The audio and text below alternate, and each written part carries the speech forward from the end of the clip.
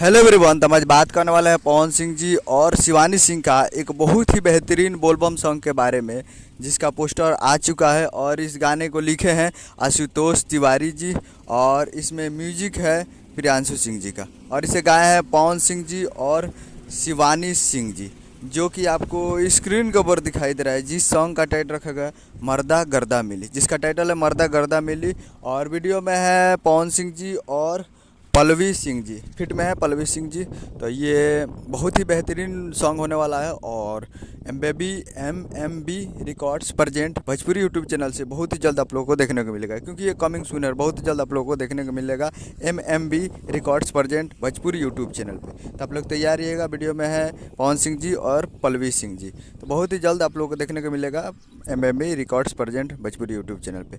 तो coming soon है, बहुत ही जल्द आप लोगों को देखने को मिलेगा। उम्मीद करूँगा वीडियो अच्छा लगा तो चैनल को सब्सक्राइब लाइक ऐसे कि सारी लाल यादव जी और पवन सिंह जी का लेटेस्ट न्यूज़ लाते रहे, और वीडियो अच्छा लगा तो वीडियो को लाइक कीजिए और चैनल को सब्सक्राइब कीजिए। मिलते हैं अगले वीडियो में, तब तक के लिए जय हिंद जय भोजपुरी।